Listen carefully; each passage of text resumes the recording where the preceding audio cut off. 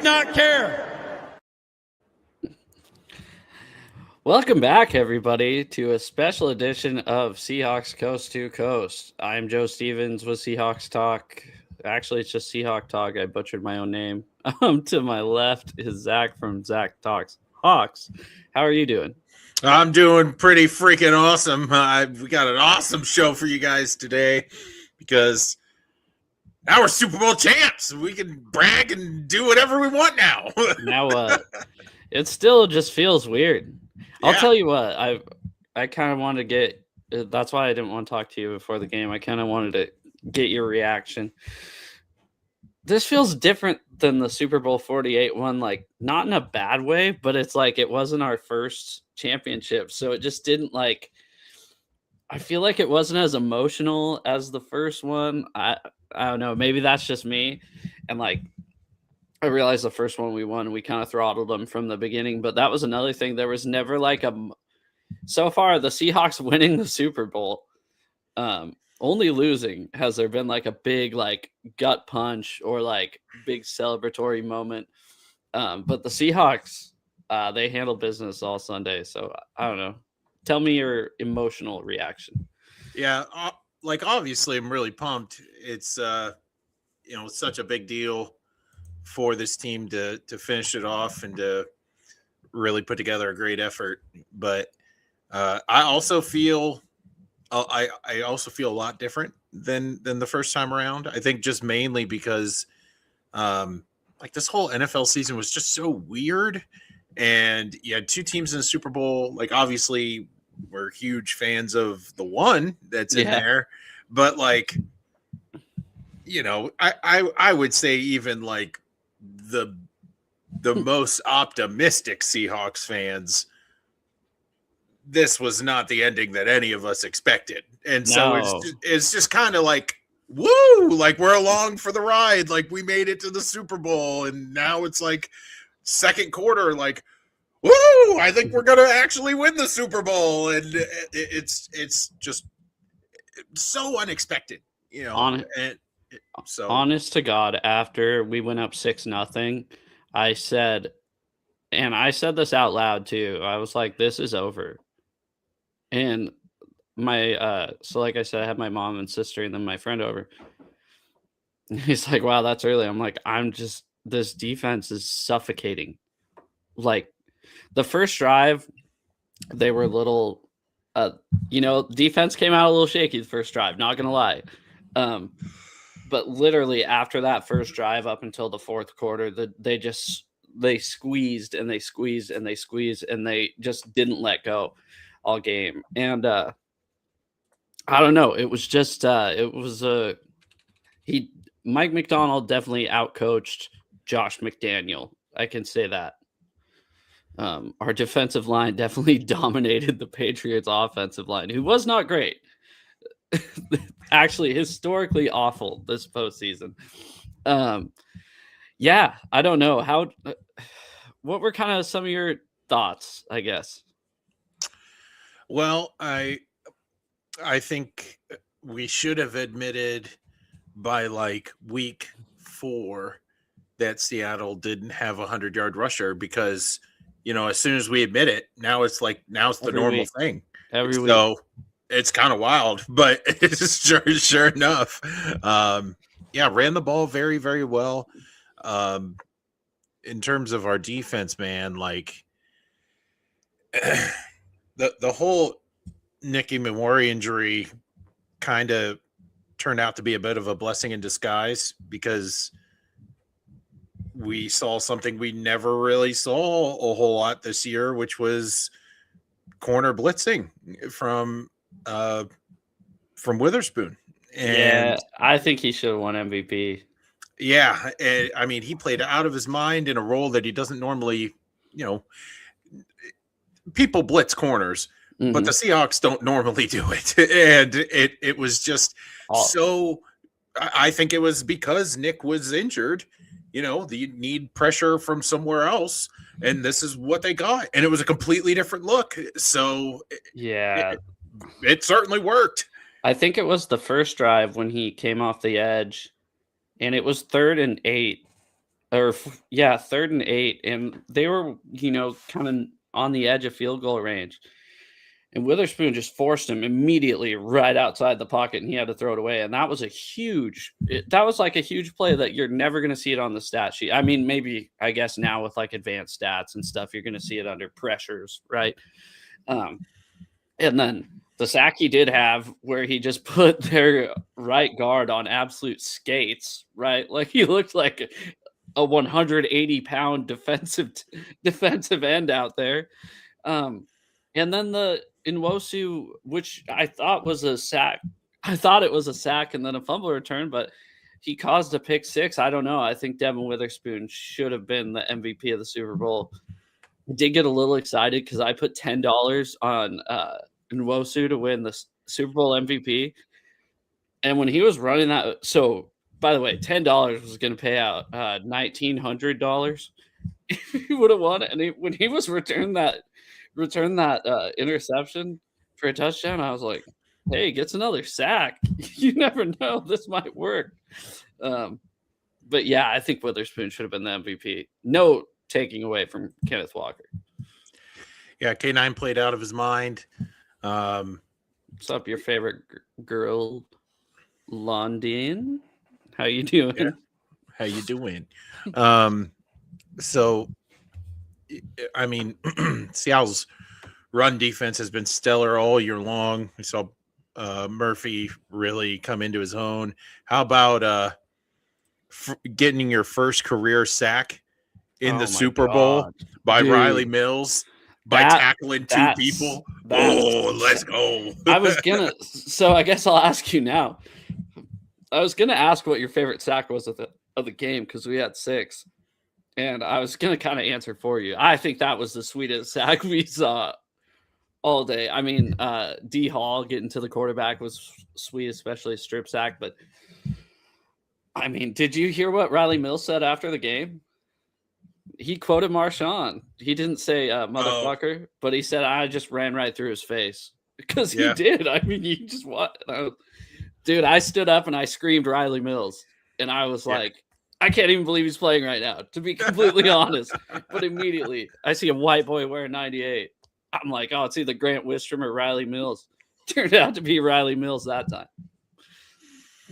Yeah, it was great. I mean, that's my favorite sack of the Super Bowl.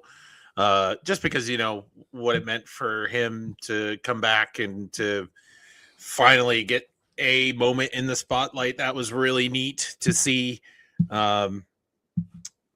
Him kind of break through. Derek Hall gets 2 sacks. Murphy gets 2. Witherspoon gets 1. Witherspoon, it was more than just 1 sack, though. Like I said, I mean, 1. Yeah. I mean, okay. Speaking of defenders, Christian Gonzalez played for the Seahawks, or just didn't play for the Patriots. Might I add, that game would have been a lot uglier. Yeah, he was all they had. And I felt like he was everywhere. And there was one point in the game where I was like, can we stop throwing at this guy? I know he's lining up everywhere and anywhere, but can you just make a mental note? Okay, that guy is there. We don't throw to him. He was playing out of his mind. It takes a lot for me to give Oregon Duck credit. And you know that. And it takes a lot for me to give a player wearing number 0 credit as well. Oh, boy, if Christian... Yeah, I know. But if Christian Gonzalez did not play on the Patriots, that game probably would have been closer to the 41-6 game we saw against the 49ers. Yeah. Ultimately, not a lot was asked from Sam, except don't screw it up. And he didn't.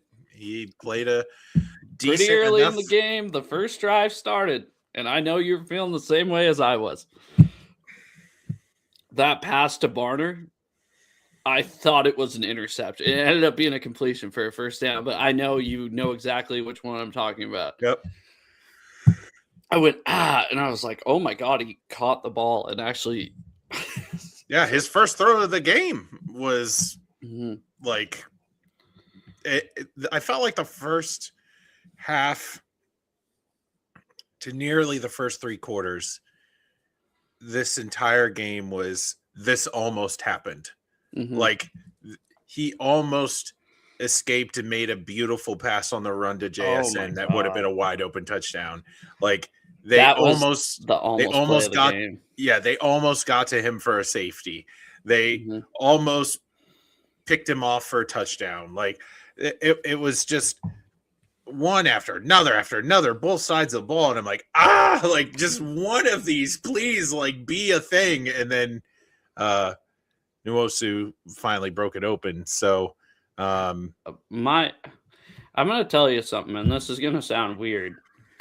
One of my favorite plays from Sam on Sunday was the one sack he took, because that looked like the play against the Rams where he tried to jump pass over the line of scrimmage, and it was picked off. And the fact that he just hung in there and was like, "There's nothing there, take the sack." That's what we wanted to see. And I heard, so I was listening to Rich Eisen, and he's like, it seemed like the Patriots' whole game plan was to wait for Sam Darnold to make a mistake. And it's like, well, it's a pretty shitty game plan, really.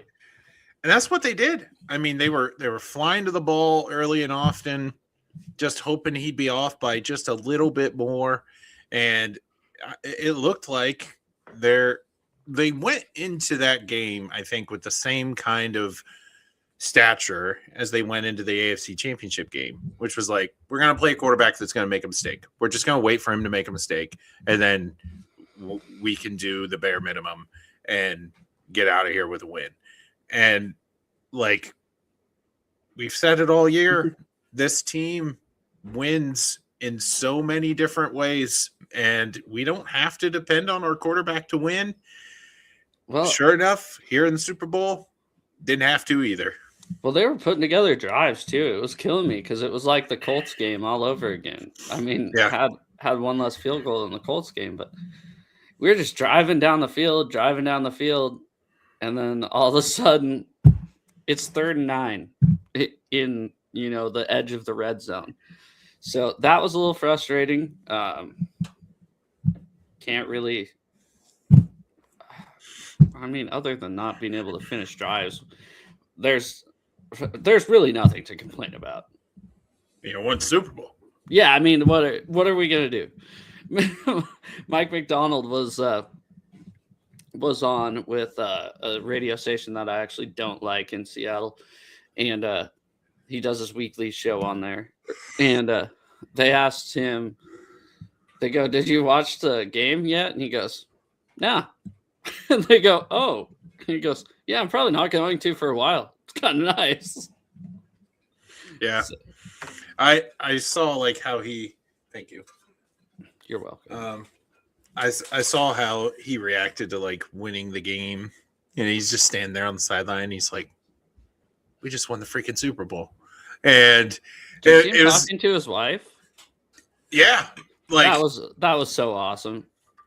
She goes, that made me like them, like as a normal couple, like because that's like something my wife would say after like something really good happened. She was like, "So how was your day?" Yeah. He just like taking it all in and just trying to be grounded in the moment. Like I was sending some of his like post-game reactions and some of his interactions with some of his players to a buddy of mine, and I'm like, man, this dude like really loves this team, and it's just he doesn't have to stand in front of the locker room and hug everybody like Vrabel does. It's just he shows it by how he coaches. And I don't know if you saw the picture of he's got the plate sheet in front of him, and he's got like, oh my gosh, he's explaining something, and like Kobe's on this side and Witherspoon's on this side, and they're just like intently listening to what he has. It's an awesome pick. Like they are just laser focused on what he has to say. Like that man has so much respect in that locker room. Yeah. Well, like what you said, like he loves this team. Like when they handed him the trophy before he lifted it up, he was like, he didn't lift it up by himself. I thought that was awesome. Darnold and Walker were back there. He's like, here, let's do this. And they all did it. I thought they're so unselfish. Like, it's just so, it's a breath of fresh air. Yeah. It just so cool. Hawk, yeah. Hawk, yeah. Yeah, it's just, it was something else. I want to play. I have one short video clip of him after the game. One thing he said, because I've been saying, I think he heard me. No, I'm joking. But about this team, we'll play it. Stack days. I love them. I'm actually, like, as great as it is, I wish the season kept going because it's just such a great team. Yeah, I mean, it like we said last week, this team's never going to be together again. Yeah. And he's a bit of a psychopath. Like, yeah. Like, it's dude, awesome. you just won the Super Bowl. And he's like, wish we play tomorrow. Like, he is 38 though. Like, it's not like, I don't know. And I feel like I wanted to say this when we just started the game, but I feel like they're not satisfied. Like, I feel like this is a team that could go on a run. Now, I'm not saying, like a Cowboys run in the 90s where they won 3 out of 4, but it wouldn't surprise me to see this team back here because they, like, after the game, and I think it's rubbing off on us as fans because, like, it's the Tuesday after Super Bowl Sunday, and I'm like, in my head, I'm like, yeah, we're going to go back. Let's go back and do it again. Like, I don't know. It's fun. Go to the Rams house. Do it again. Exactly. And that's kind of the vibe right now in town. Like, it doesn't feel like the first one, obviously, they had the talent. They did go back to back. At least they went there back to back. But kind of the vibe around everywhere, like, you think it'd just be like a huge release. And maybe it is to, like, casual, but like casual fan or casual viewers, maybe it is. But, like, for me, like, and like a lot of people that are like locked into this team, it's kind of like, all right, yeah, that was almost like step 1. Let's see you do step 2. Let's try to go back to back. Yeah, I felt like, part of that is, Thank you. Yeah, thank you. At least in my mind, like, this Super Bowl run was so much of, like, getting right. Like, you beat the 49ers and get the 1 seed. Okay, cool. And then you beat the 49ers again to prove that you can win in these big games. And then you beat the Rams to be like, nah, we're the best team in the NFL. And then you beat the Patriots in the Super Bowl to get, some healing from past trauma or whatever, however you want to frame that. I didn't even feel like that. Did you at all? Because a little, like, it felt good that, like, this was the team that we thumped. I got this. Like, I got this from the store yesterday. Yeah. And it's like redemption and, like, I don't know. It's just such a different team, Yeah, I do feel like, though, like, a lot of wrongs have been righted in this run to now we're like, okay, like, we've recovered from that and we are back to where we should be. Let's go. Like, maybe that is what it is. Like, let's nab that dynasty that was right there at our fingertips and go take a shot at it. And, like, that's where I feel like this team is now, where they are super young. They have a coach that ain't going to go anywhere. Mm-hmm. The biggest problem is, who's stealing from us now every year. And as far as coaches? Yeah. Or just like role personnel. Yeah. And role players and things like that.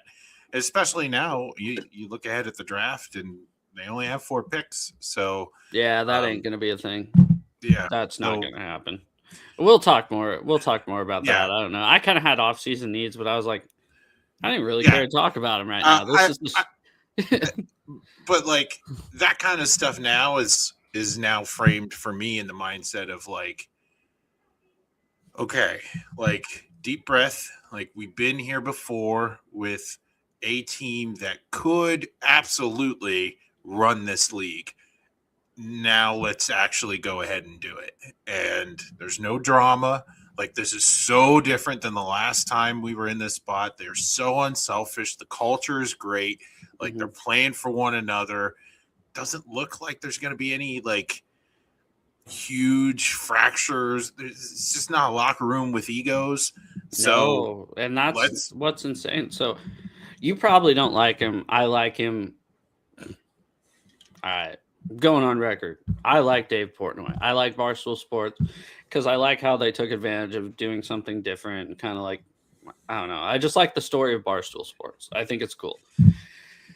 Anyways, Dave Portnoy, he's a douchebag Patriots fan. We get it. But he went on his show on Monday and said, he's like, it's just, this isn't a team that you can like hate. Like the Legion of Boom, we loved them.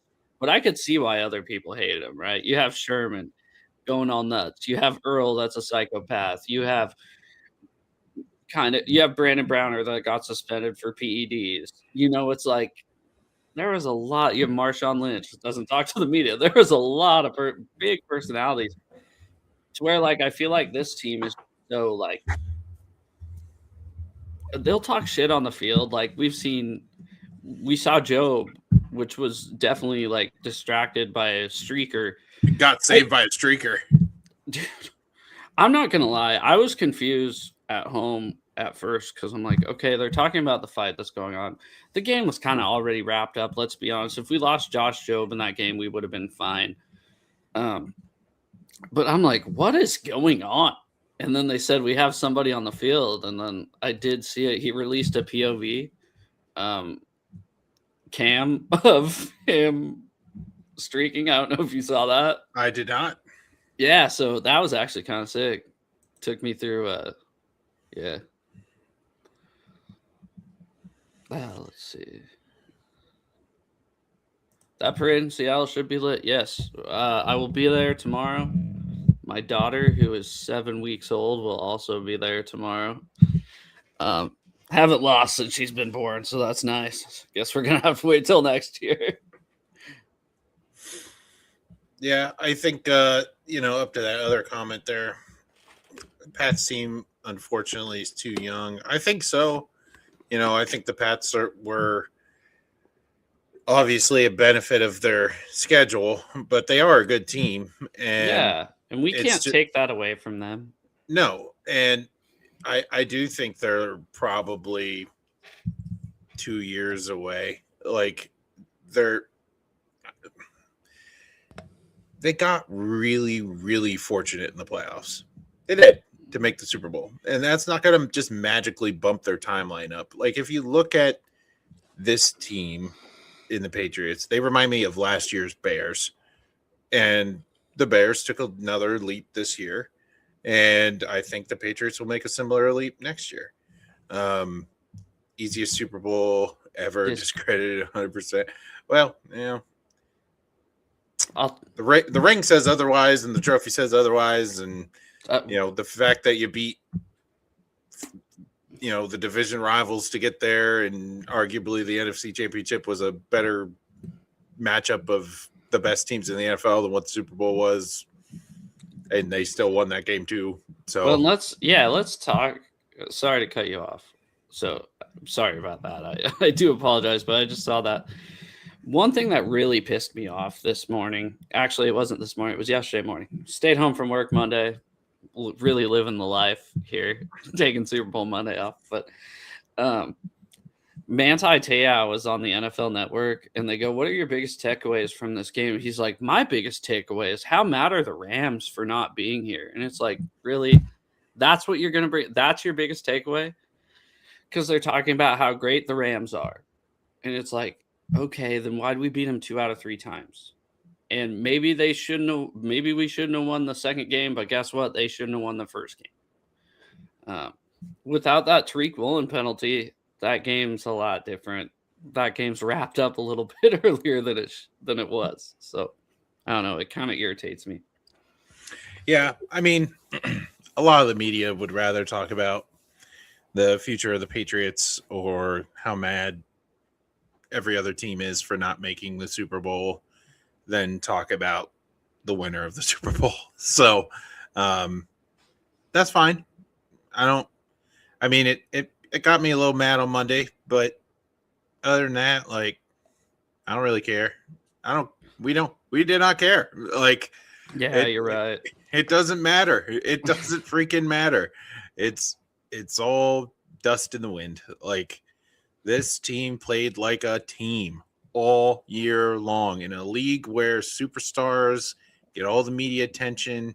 Like, yeah, they were absolutely right. This team doesn't play with like one dude. It plays with just a whole bunch of guys who just really love ball. There's no superstar, and that's what I think. Maybe it was Rich Eisen that was talking. I've been listening to a bunch of national stuff, and you know me. Normally, I don't do that. Normally, I'm not a national media listener, but they were like, the thing about the Seahawks is there's no Myles Garrett, there's no Micah Parsons, there's no one star player on this team like the 49ers with Fred Warner and Nick Bosa. But there's a lot of guys that are really, really, really good, and they play together.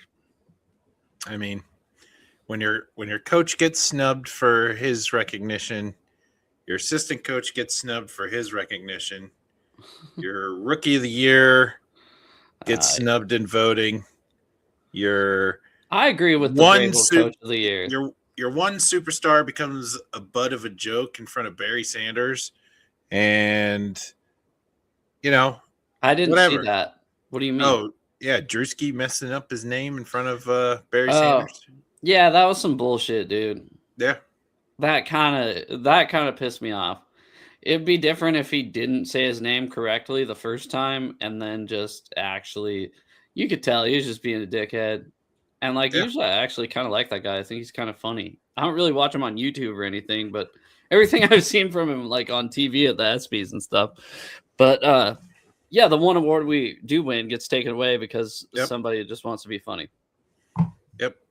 And I mean, at the end of the day, like, that hardware that we just won matters most. And I think everybody on that team knows that.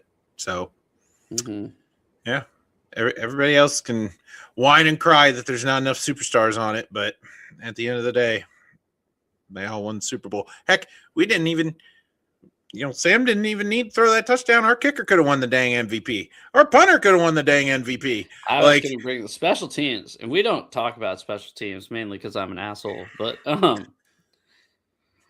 and you hate Harbaugh. What? And you hate Harbaugh. I hated Harbaugh. Now we'll see if Rashid Shaheed doesn't come back. Okay. If Rashid doesn't come back, we'll see if I like Harbaugh again next year. But I was a little nervous. I was thinking about the last time that Jason Myers kicked in Santa Clara and went 3 for 5 is what it was. And I was like, oh my God, 5 for 5. Magical performance by Jason Myers. Broke records.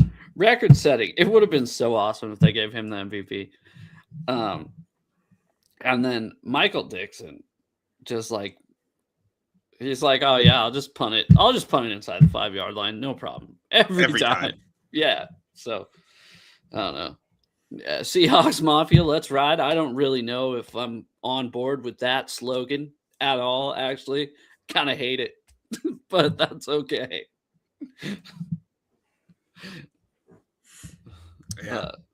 Yeah, man. I don't know. I'm overjoyed. I feel like it's not over. It was never like a big emotional oh my God, we finally did it. And part of me feels like I kind of wanted to ask you about this. Maybe it feels like this also because we never sucked ass between 2013 to 2025. But there was one year we finished under 500. But even if you think, I mean, from 76 to 2013, there were some bad Seahawks teams. Never picked first overall somehow.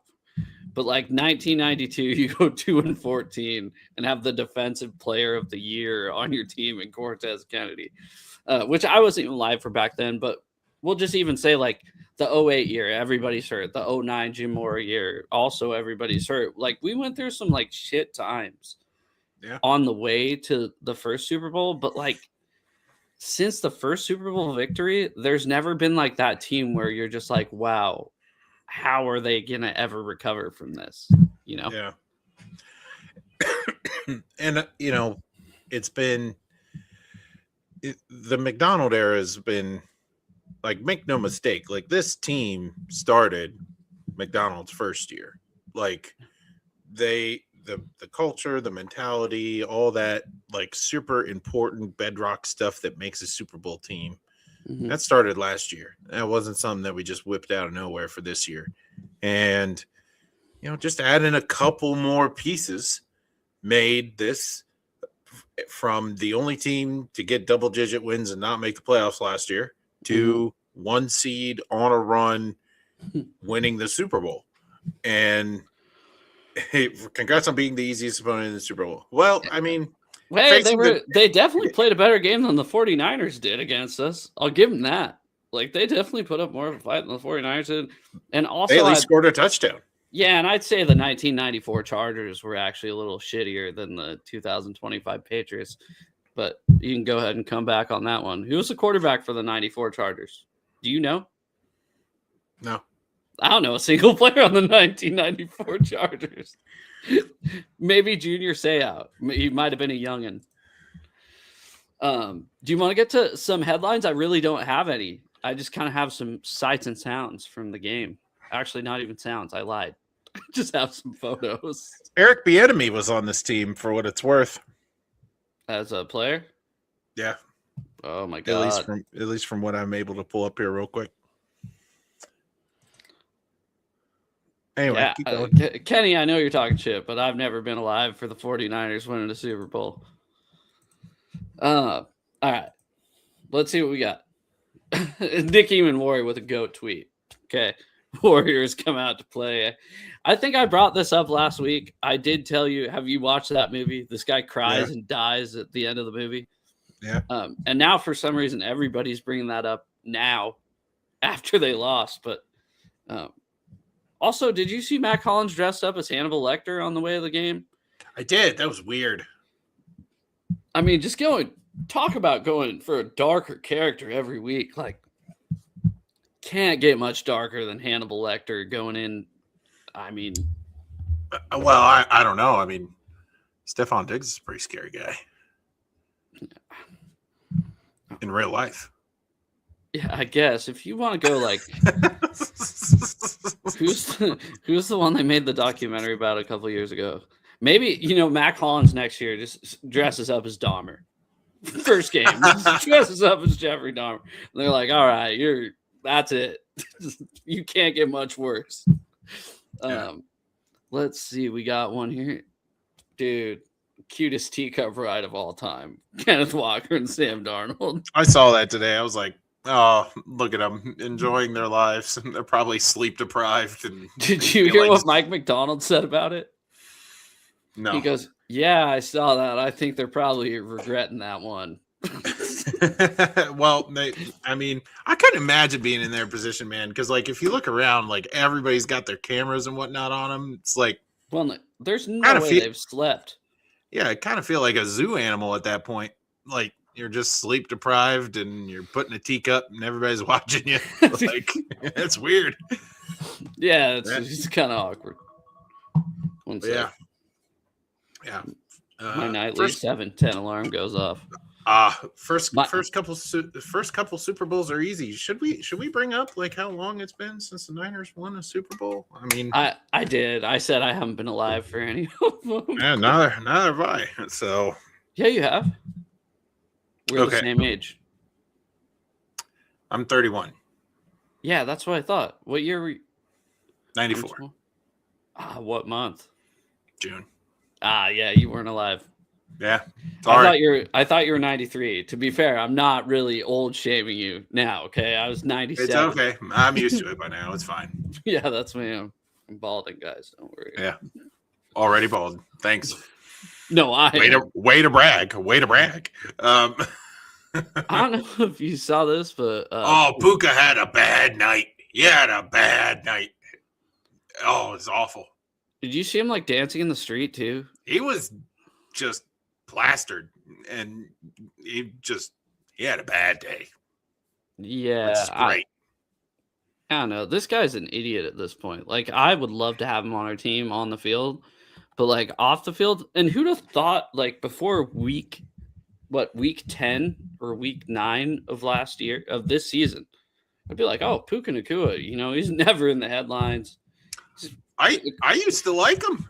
Like, Yeah, I me thought he too. was just a chill dude. And then I guess you know what I kind of figure? I think Cooper Kupp had the same effect on Puka Nacua as Mike Tomlin does for the entire Steeler roster. Okay. He just like contains the crazy. And then as soon as Kupp leaves, Puka loses his mind. Yeah. I mean, because I didn't hate him. Like, I hated him on the field. I hated him kind of how I hated Larry Fitzgerald. Like, as a person, like, I was always like, Larry Fitzgerald, pretty cool He's a guy. man. Yeah, he always like is helping players up. This guy, he like took a big fall from grace for the public. Yeah. Also, I hate these commenters. I get you guys are Seahawks fans, but like, get off your knees. Get off your knees for Ernest Jones. I mean, Jesus Christ. Yeah. Evan Hill is a very annoying individual, and he's not a great follow. Is that his face though? Evan Hills? Yeah. Yeah. At least he's not I can't. No, stand he's on like Hawk Blogger and all that. Yeah. okay. He's like part of that crew, but he is annoying. And I don't know, just something about people that hide, that like don't show their face really pisses me off. Yeah. You Like know, me. man? Yeah, you. I But know. you are on Twitter. No profile picture. Look at you. I have the logo. You're for just my on there. show, You're just on there talking shit, dude. but I'm here. It's. I'm just kidding. you know, You're not. come You're find not me on here. Twitter talking shit.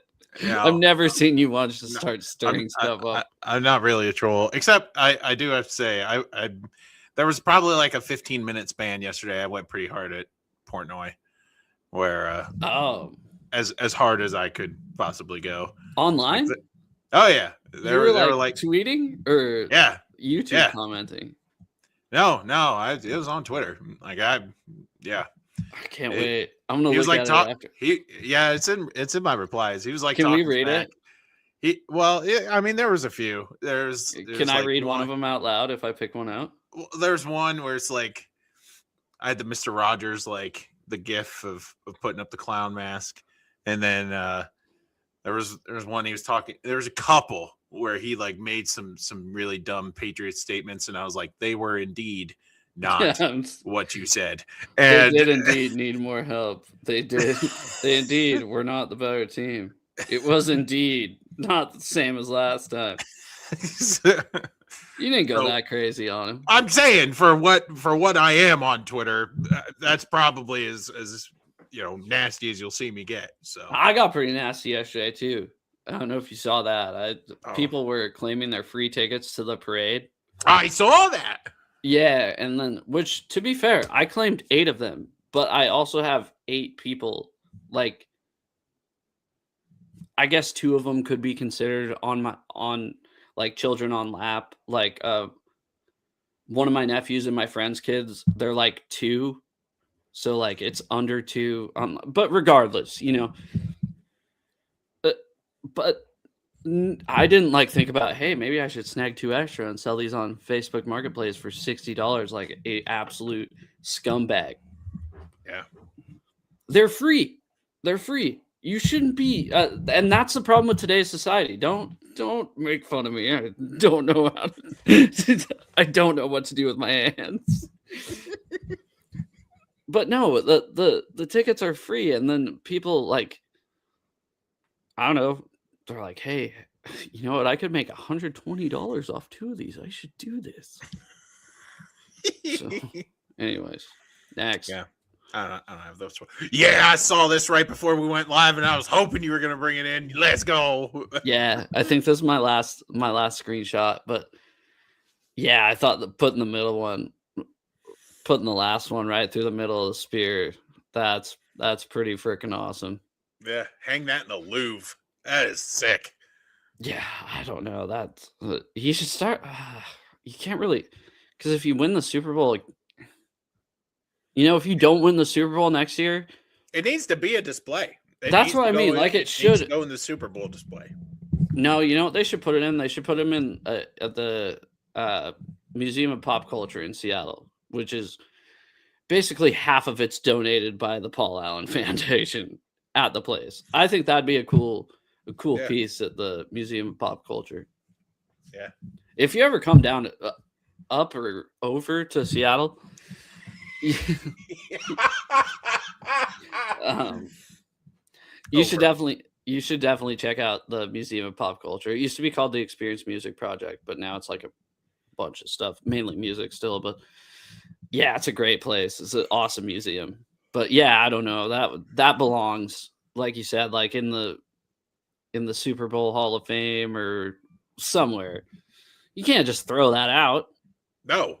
You gotta figure out somewhere to put it. Yeah.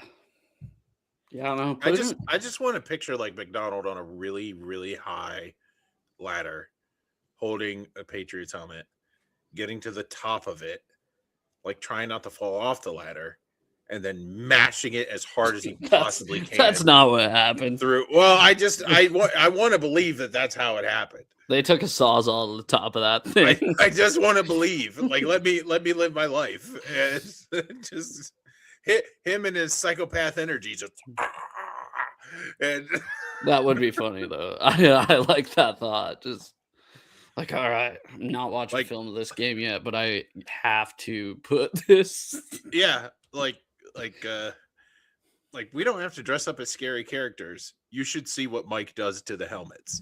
And yeah, which is funny because like I talk so much shit about Dan Lanning smashing the Huskies helmet at halftime and stuff, but this isn't really cringy. I feel like this is kind of just like a team thing. Yeah. No.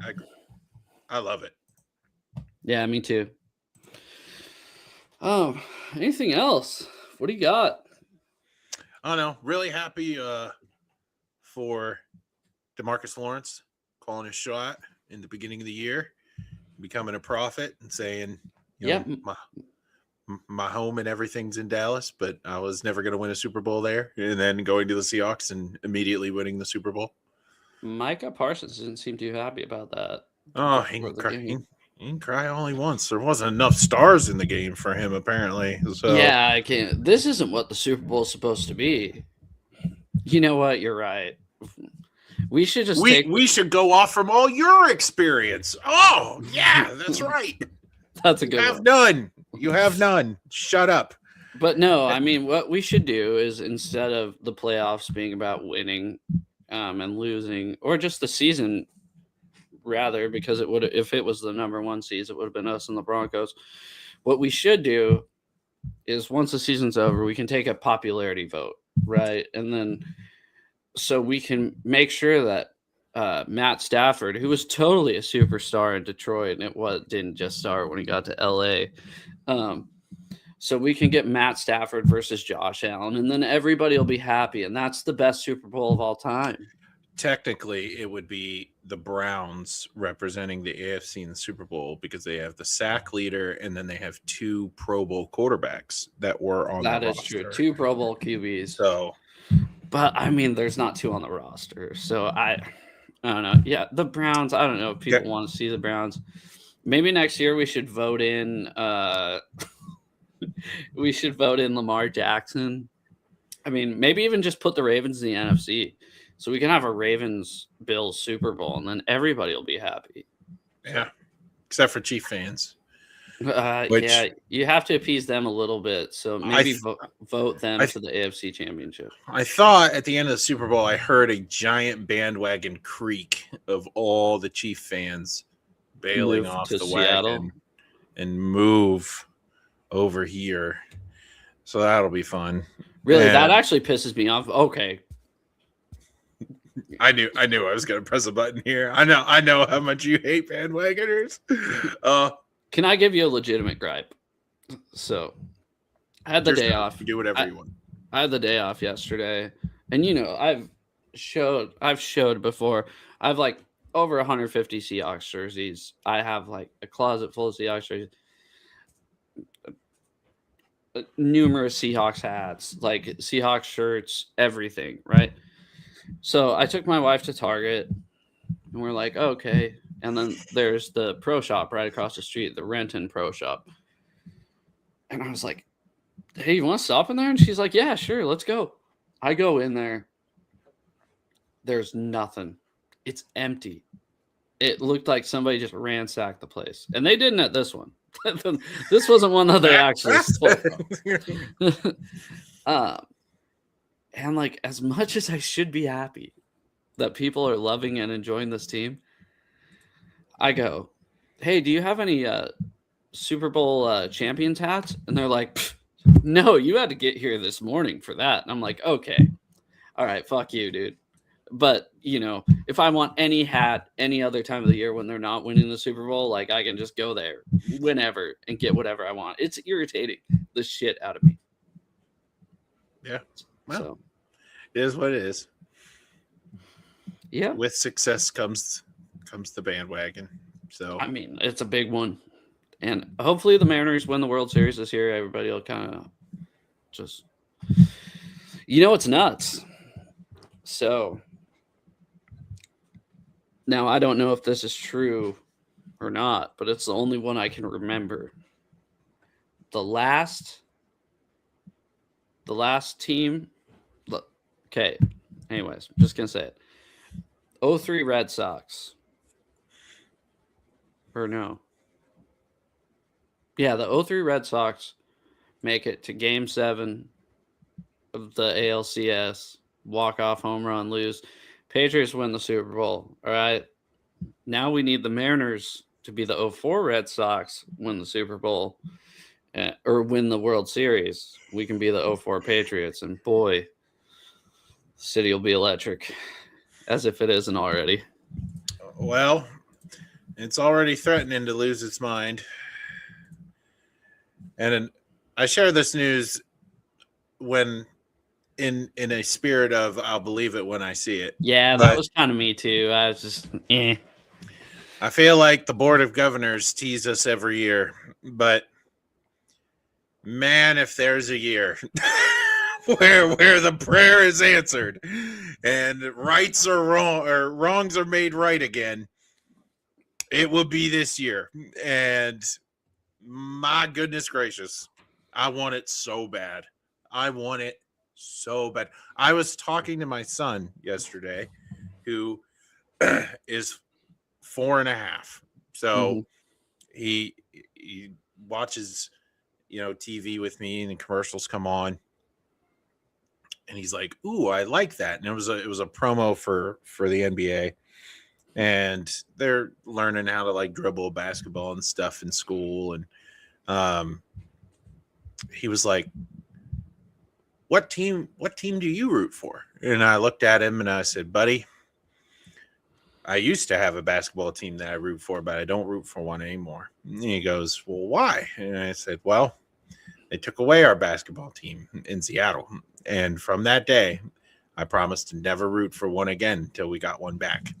And he's like, oh, well, you could pick a new one. And I said, no, that's not how this works. And I'm like, I'm going to not watch until we get a team. Yeah. And then you and me can sit and watch basketball games. But until then, we have March Madness, and that's it. And that's all the basketball we got. And he's like, oh, well, when do we get a new team? And I was like, I don't know, bud. Maybe never. And then this broke today, and I was like, huh. Well, maybe this will be the year. We'll see. So I'm holding out hope. But man, could you imagine if coming out of baseball success into a Super Bowl, into what'll probably be a hot start from the Mariners starting next year, and then the board of directors then the board of directors come out for basketball and they're like, here you go. Here's a basketball team. Your town is going to lose its dang mind. Like, Can't wait. It's going to be awesome. Need to come over or up or whatever. Yeah, it's going to be awesome. Yeah, I was thinking that. Yeah, let's be real. Drake May was playing with a separated shoulder. Yeah, let's be real. Sam Darnold was playing with strained oblique. Be quiet. I mean, if you want to talk quarterback injuries, fine. Sam Darnold's been dealing with strained oblique for the I whole don't think we, Josh, I think you just came on, but we have not been talking shit about Drake May one bit. Yeah. Really, because there was nothing he could do behind. It's the Super Bowl. You play hurt, and if you can't play hurt, then I guess your backup's going to get sacked 6 times. So, the excuse is, it is what it is. Like, Sam was not 100%. There's a lot of players on that football field that ain't 100%, and at the end of the day, I don't know. I don't know what to tell you. It wasn't your year, and it wasn't a failed. But to be fair, if you are a Patriots fan, which I'm assuming you are because you're here, you commented that it was not a failed season by you guys. No, it was a crazy. It's just as unexpected as the Seahawks making the Super Bowl. More. We started off the show going, this whole year has been weird. Like, this is not the Super Bowl anybody expected either team to be in. And at the end of the day, like, the team with a insane defense who won every which way you could win a football game all year long, who only lost 3 games all year by a total of 9 points, won the Super Bowl. Mm-hmm. It's not. God, I still wish we could have that Buccaneers game back. I don't know what it is. Yeah. Oh, you muted yourself. Oh, no. I don't know if he knows she's muted. Oh, now she's back. On total accident. Yeah. Trying to talk with your hands and you unplugged yourself. Dude, stop. Again, I've been talking with my hands a lot today. Yeah, it's no excuse. It's factual. I'd rather have a low mobility QB. Well, then who's your backup? I don't know. Tommy DeVito, baby. Who is it? It's Tommy DeVito. Mind mute? Yeah, I can hear you. I don't. Oh my! Well, it's Josh Dobbs. So Tommy DeVito was on that sideline for the freaking Patriots. Josh, you'd know this. Josh. Okay. It was Josh Hospital Ball top. Look up Tommy DeVito. I swear to God, he was on the sideline. He's on. I mean, he's on the roster. Tommy DeVito. It's Tommy DeVito and Josh Dobbs. I think Josh Dobbs QB too. Okay. Do you think Josh Dobbs with a healthy shoulder would do just as well? Or Tommy DeVito? Are you asking me or Josh? Or I don't care. Yeah, I don't know. I feel like the result was going to be the same no matter what. Because in my honest opinion, the biggest problem that the Patriots have is not their quarterback, whether he's healthy or not. The biggest problem that the Patriots have is Vrabel loves this kid at right tackle who would be a generational guard or center, and he's just insisting to play him at tackle. Left tackle, right? Or left Bill tackle, Campbell, sorry. Yeah. And, like, it was talked about nonstop all the way to the Super Bowl, and the thing that they said would happen happened. Like, that's the problem. It's not the quarterback health. It's the fact that, and look, we went through it too. The Raiders went through it last year because Stone Forsythe freaking started for Pete Carroll. Like, no way, dude. The Raiders' O-line was good. Like, when your coach is infatuated by a player and just wants to make this square peg work in a round hole, it's awful. Like, we watched it happen with our team for years under Pete. A lot. And then he goes and does the same crap with the Raiders. I think Vrabel's doing the same thing with this kid at left tackle. Like, he would be so good at guard or center. And it's just this utter refusal to put him where he should play. He will be next year. No, he doubled down after the Super Bowl and said he's going to be our tackle next year. It's inexcusable. It's ridiculous. And it's the same kind of anger I felt when Pete did it to our team. It's the same kind of anger I felt when Pete did it to the Raiders. Like, everybody else in the room is saying it. Just listen. And oh man, there you go. You got my one rant this week, and it's about a guy I don't care about. And, yeah, you care. I just want to see good players do good things in the positions that they're supposed to be in. Like, that's not too hard to ask. Campbell. Yeah, Vrabel has a soft spot for him. He does. That kid's interview after he got drafted was sick. I'll admit that, when he was like, "I will protect the quarterback with my life," and then you look at this playoff run, you're like, "Oh, okay, it sucks."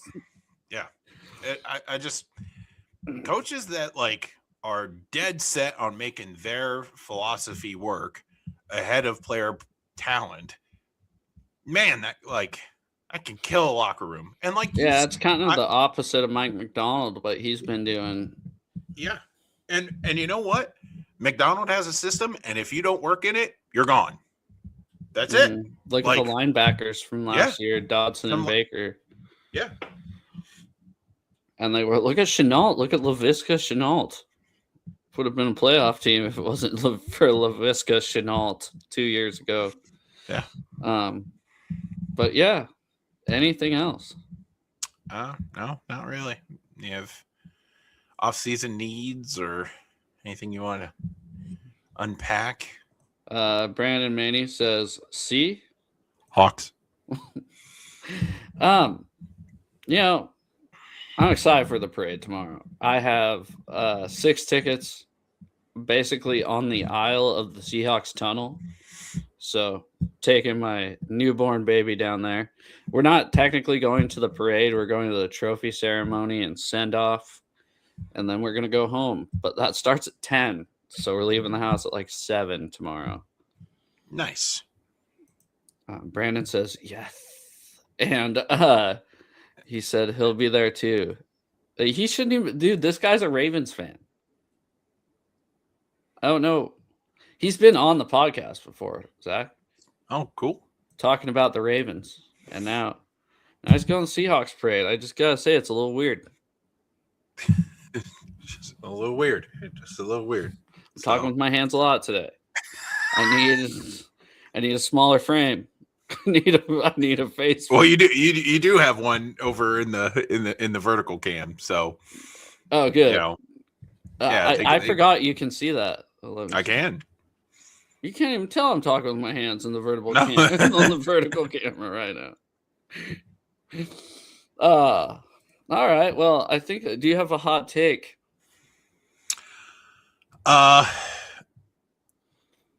Yeah, I saw something that earlier today that I think can be a bit of a hot take, but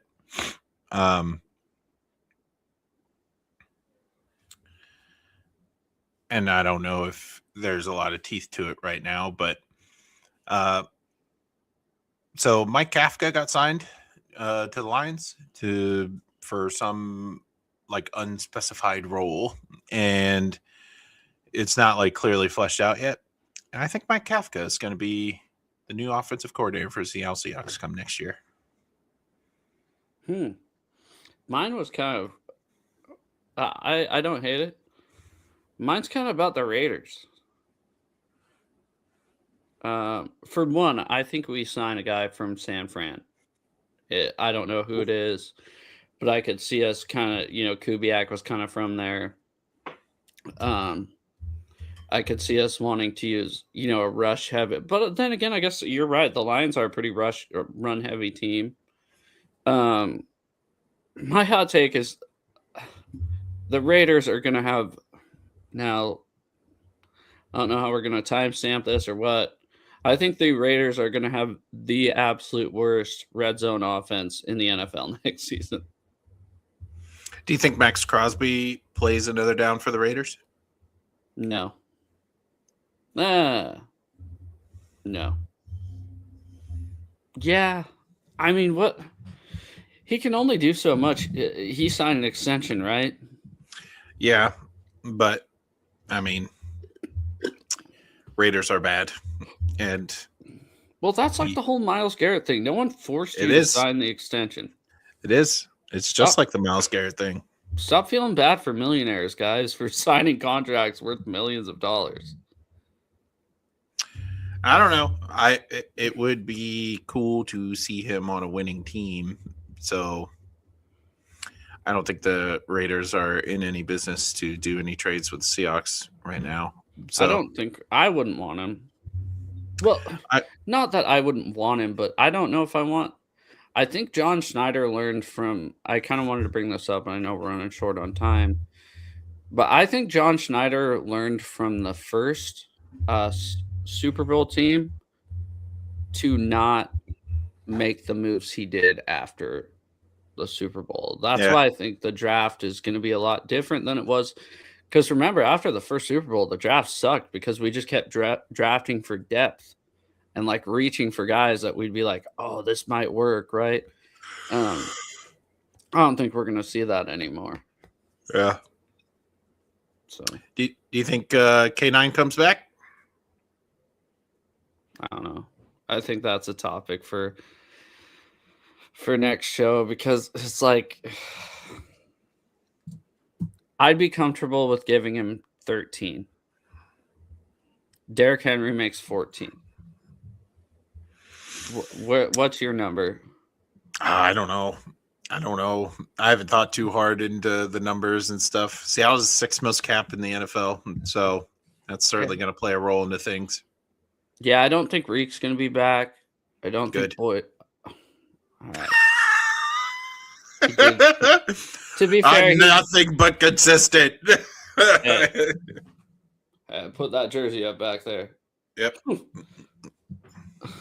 I actually don't. I remember showing somebody that and leaning it up against the wall, and I thought about putting it back, leaning it up against this wall again, and then I was like, "No, I'll just leave it back there." I don't think Boye is back, and I don't think Reek's back. I think Kobe's back, and I think there's a 50% chance that K9's back. Who else are the free agents other than them? Rashid. Yeah, I think he's probably going to Vegas.